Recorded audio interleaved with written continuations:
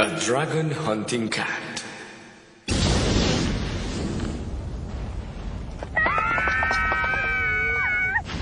Wow! Ang galing naman! Bumubugas na ng apoy! Ang galing talaga! Sige, tirahin mo! Sige yan! Ganyan nga! Sige! Sige pa! Ang sabi niya gusto niya raw matulog sa malambot na kama kaya malamang nasa isang mamahaling hotel na yun ngayon. Sa bagay, lagi naman tayo natutulog sa labas eh. Gusto ko rin matulog sa malambot na kama. Bakit? Maayos naman yung kama sa tinutuloyan natin ha. Mukhang hanggang ngayon di ka pa rin umaasenso. Ah! Bakit nandito ka? Gusto mo ng kwento? Hindi, ayoko! Bigyan mo na lang ako ng pancake at coffee, yung black ha? Pambihira. Matagal tayo hindi nagkita tapos yan ang isasalubong mo.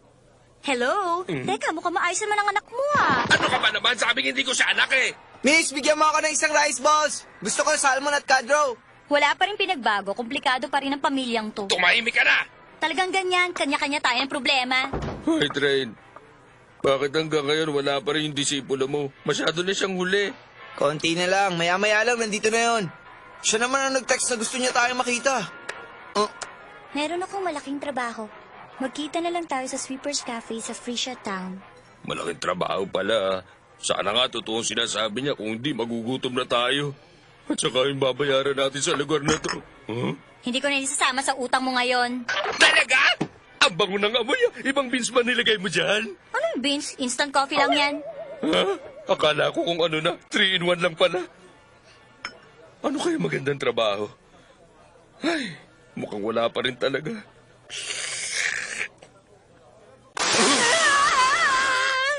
Ano, 3 bilyon? Grabe, napakalaking halaga nito ah. Teka, sino ba nagkakahalaga ng ganito? Ah! Si Creed. Hoy, mister! Gusto mo ba talaga ng away, ha? Miss, yung poster ayoko sana makita nung kasama kong yun. Bakit komplikado rin ba ang bagay na yun? Kailan pa ba nilagay ang poster? Parang nung isang araw lang. Kaya lang hindi yan pinapansin ng mga sweepers. Masyado kasi mataas ang halaga kaya natatakot sila. Paano kasi? Hindi sila magbibigay ng ganyang kalaking reward sa kung sino lang. Isa pa nga pala, may nakapaskil pa dyan. Mukhang meron yatang bubuing samahan. Pagsasanib ng mga sweeper? Oo, iniimbitahan nila ang lahat ng mga sweepers na gustong makuha yung reward. Hindi pwede. Hindi ko haya makita ni Trey ng poster na to. Miss, siya nga pala! Lagyan mo ng tuna mayo. Pwede pakilagyan mo na rin ng konting toyo yung mayo, ha? O sige, isang tuna mayo. Anong ginagawa mo dyan, Sven? Ha? Wala! Oo nga, masarap nga yung tuna mayo rice balls. Tama ka nga, Trey. Masarap talaga yan, hindi ba?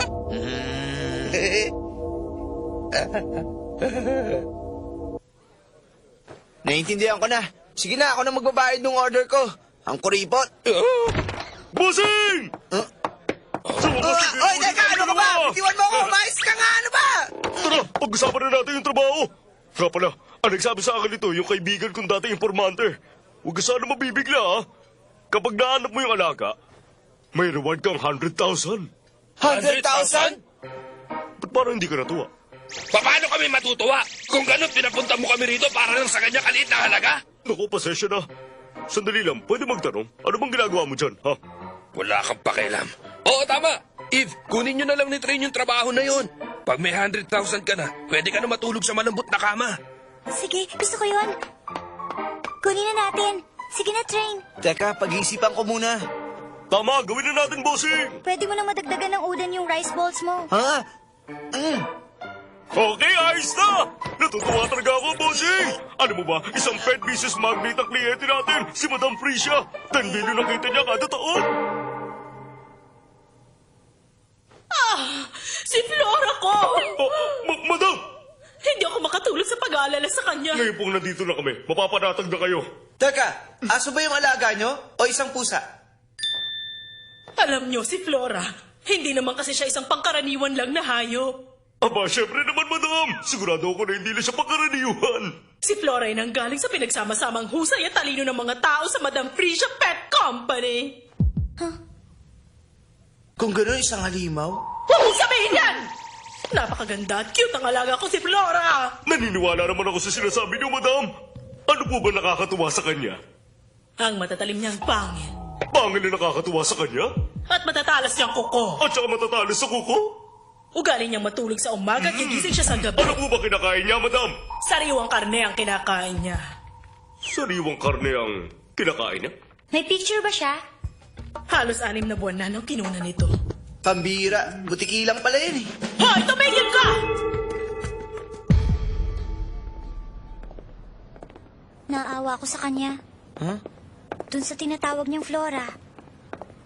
Isa rin siyang nilalang, nalilikha ng mga tao. Kinulong siya ng labag sa kagustuhan niya. Ano kayang iniisip niya tungkol sa sarili niya? Huwag mo nang sayangin ang oras mo sa pag-iisip sa kanya. Siguro naman kahit na papano nagawa ng butiking yun ang lahat ng bagay na gusto niyang gawin. Huwag mo nang sabihin na butiki siya.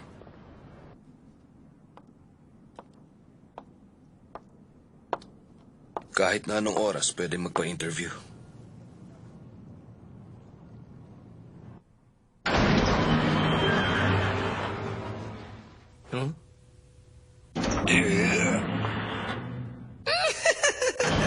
May dumating pang isang sweeper.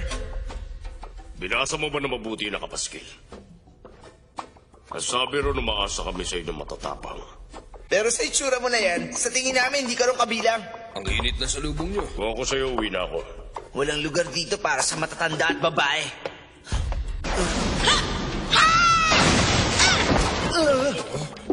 Anong problema mo? Ba't mo ginawa yun? Sa susunod, tatamaan na kita. Tatamaan pala, ah.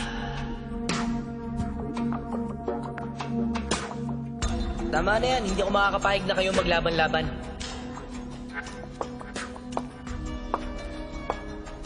Nagpapasalamat ako sa pagpunta nyo. Tama, ikaw yung dating bureau agent. Si Sven Volfid. Ako pala si Green, isang informante.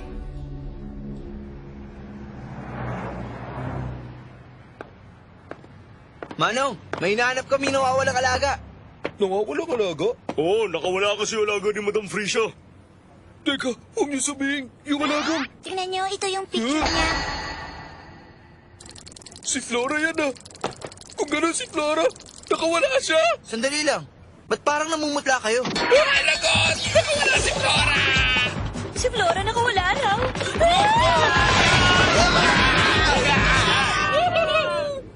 Ano bang problema?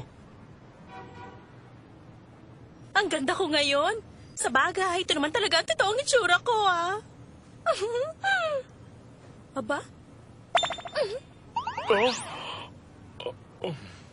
Lahat na lang yata ng lalaki naaakit sa kagandahan ko. Teka, ano to? Ibig sabihin, ganoon talaga ako kaganda?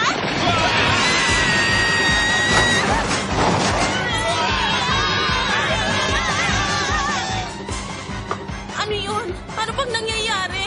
Huh? Nagkaganon sila nung nalaman nilang nawawala yung butiki. Sinabi ko na huwag mo sasabihin butiki siya eh. Parang business din ang pagiging sweeper. Kung gusto nyong kumita, ang lagi nyong hahanapin yung may pinakamalaking pabuya. Kaya lang, habang lumalaki yung pabuya, lumalaki rin ang panganib. 3 bilyon na nakapatong sa ulo ni Creed. Kaya 5 bilyon lahat para sa buong Apostle of the Stars. Pero nakakabit doon ang kakaibang panganib. Sa business, kinakailangan na alamin mo mga pwede maging panganib. Kaya ba gusto mong bumuo ng isang grupo? Kung magsasama-sama tayo, sigurado na ang panalo natin. Hatiin ba yung reward? Atin sa miyembro. Oo naman. Hindi yata ako pabor dyan. Oo. Mukhang may katwiran ka. Makakaistorbo lang sa amin ng isang tulad mo. Wala ka naman gagawin pero makikinabang ka sa paghihirapan namin. Kung magsalita ka, akala mo kung sino kang magaling. Ano yung sinabi mo? Hindi maganda tapos ang dila mo, ah. Hambog ka! Pambira, pinagtatalunan nyo na yun agad. Ang dapat nyong alamin sana kung ano ang Apostles of the Stars at kung saan matatagpuan si Creed Discan.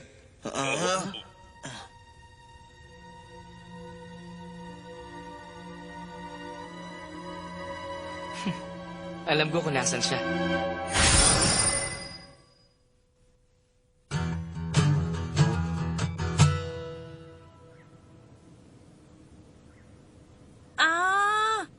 Kung gano'n, ito pala si Flora.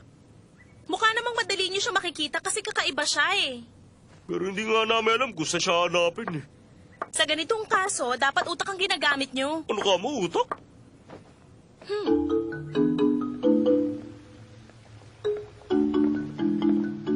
tama ka. Sabi ni Madam, sa gabi siya lumalabas. Ang galing mo pala talaga, ha? Nakakainis naman. Bakit pa ba ako nakasama-sama sa inyo? Masisira ang suot ko magandang damit eh. Sige na, sumunod ka na lang sa amin. Ay, malas yata ako ngayon eh. Alam mo, Train, tuwing nakakasama kita, lagi na lang... Huh? Ano ba yun? Wala yun. Huwag mong intindihin yun. Baka meron lang karpang lumundag. Meron bang mabubuhay na karpa rito?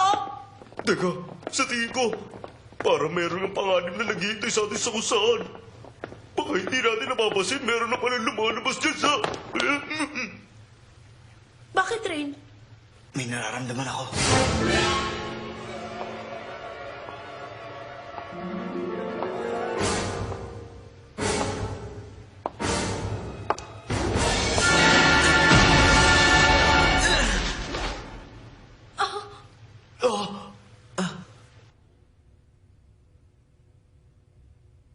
Kung ganun, nasan si Creed? Sven, pag pumayag ka na maging miyembro ng Sweeper Alliance, saka ako lang yung sasabihin sa'yo. Sigurista ka rin, Parang negosyo rin naman to, hindi ba? Wala na akong magagawa. O, kayo dyan, pumapayag na ba kayo? Okay lang. Sige, bahala na. Okay sa akin. Mabuti. Okay, sa oras na to, opisyal lang nabuo ang grupo ng Sweeper Alliance.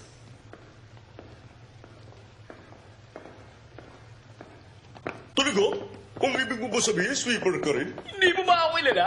Ako si River Zastory. Alam mo ba, kilalang-kilala ang pangalan kong yan? Di kita kilala. Huh?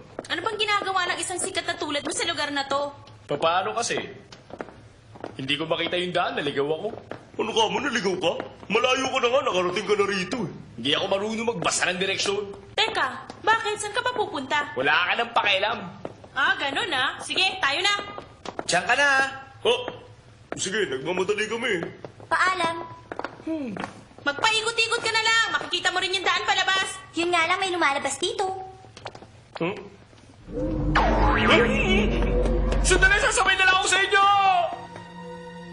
Paano? Sino magiging pinuno natin? Hindi na natin kailangan ng pinuno. Hindi magtatagumpay ang isang grupo kung walang mahusay na pinuno. Kung walang may gusto sa inyo, ako na lang. Pwede ba? Huwag ka magpatawa. Oo nga, seryoso to. Huwag ka magpatawa. Sa tingin ko, mas marunong siya kaysa sa inyong dalawa. Ano sinabi mo? Ay, pambihira. Sigurado ka ba na makakagawa ka ng paraan para magkaayos ang grupong ito? Magagawa ko yun. Para kasi silang yung mga tipo na hindi agad sumusunod sa ibang tao. Lahat naman yata kayo professional, hindi ba? Ay, naku. Puro tubig na dinadaanan natin ah. Kung saan na tayo nakarating, nasa na pa kasi yung butiking yun? Sa nangyari sa damit ko, dapat sulit ang bayad sa akin. Ha?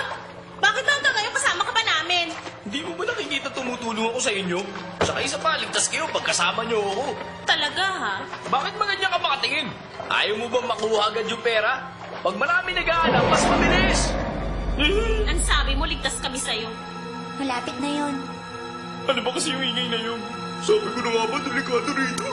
Meron na akong katabing mga lalaki, pero mga duwag naman. Wala nang ibang paraan. Kailangan nating dumiretso ron. Ano? Siguradong meron tayong makikita ron. Ayoko! Hindi ako sasama! Hindi ako pupunta! Ako rin, hindi ako pwede. Sandali, bakit di nakatingin sa akin? Ang sabi mo, tutulungan mo kami! Sabi mo, kilala ka sweeper, hindi ba?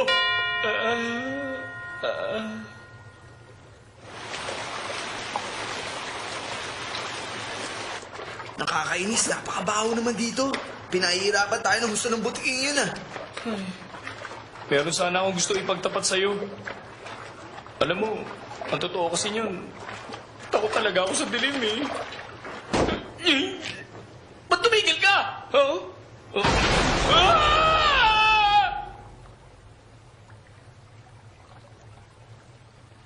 Si Bossing, bakit kaya wala pa rin siya? Wala pa namang 10 minutes simula nang umalis sila. Hindi naman kaya iniwan na nila tayo rito? Ha? Si Bossing! Sabi ko na nga ba, papalikan niya tayo eh! Bossing! Ay!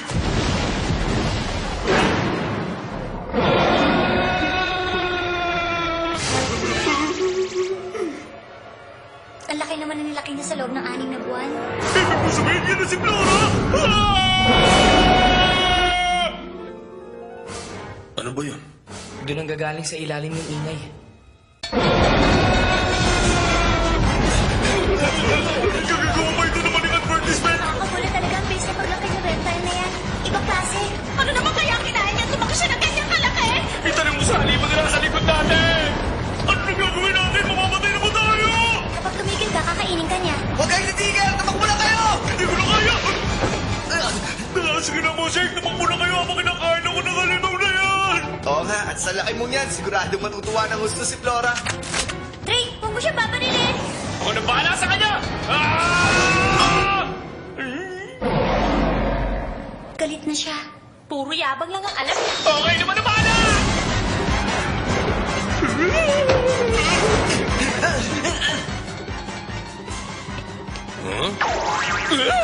Ikaw, bakit nandiyan ka? Hello! Ano ba? Bakit ka na? Pasensya na! Sven! Bilis! Tumakbo ka na! Bakit?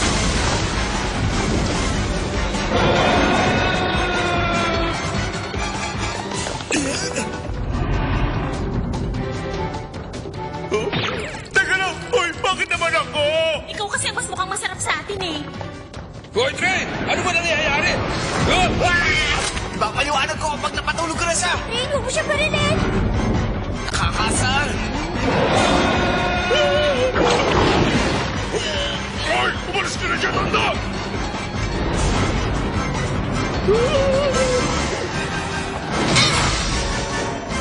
Ito naman ang huling diskarte.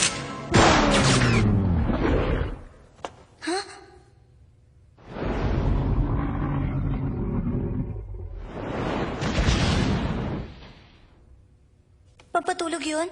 Tama ka, ganun nga. Tingnan niyo, ngayong natutulog na siya, parang ang amo na niya. Miss, paano mo na nga ako? Ha? Ano? Sa amin to lahat? Hindi mo ba 100,000 lang? Tandayan ang pasasalamat ko dahil binalik niyo sa akin si Flora na walang pinsala. Madam, maraming salamat po. Kukunin ko na yung damit ko. Sa akin din, ako naman yung nakahuli. Kami rin, meron din kami parte dyan! Ako nagpatulog sa kanya. Ako nagligtas sa'yo, hindi ba? Ano ba kayo? Sinilit nyo nga ako! Ang galing ng ginawa nilang team effort. Kasama ba ito sa mga plano mo? Hindi, nagkataon lang ang lahat. Pero dahil sa nangyari, nakita kong kakayahan ng bawat sweeper. Sven!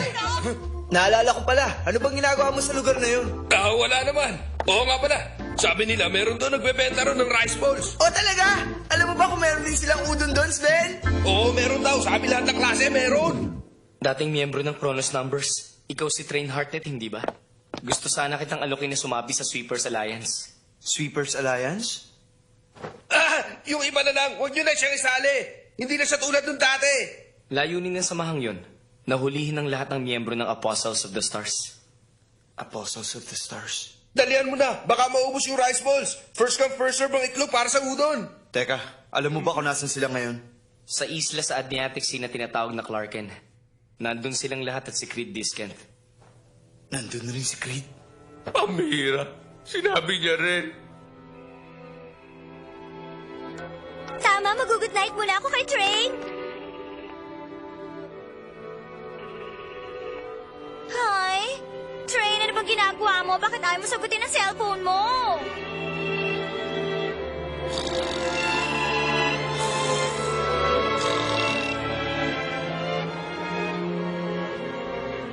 Si Train, Umalis na pala siya. pupuntahan niya ba si Creed? Sa palagay ko, ayaw ni Trey na madamay tayo kaya umalis na lang siya mag-isa. Nakala ko ba partner kaming dalawa? Ganon din ang ginagawa mo, Sven. Huh? Di mo sinabing sumati ka sa Sweepers Alliance. Huhulihin niyo si Creed at ang iba pang kasama niya. Yun talagang si Trey. Palagi na lang siyang ganun. Lagi niya iniiwan ang mga kasama niya.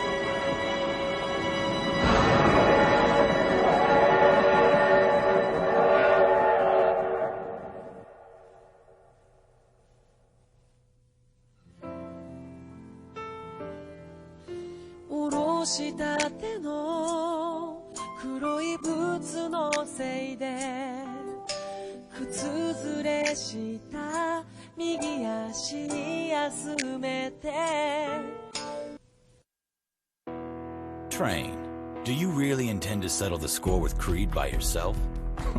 Well, I won't let you. What made you think I would allow you to steal the spotlight from me? I'll catch up to you soon enough. Just wait and see. Hey, Rinslet. Mind lending us some gas money?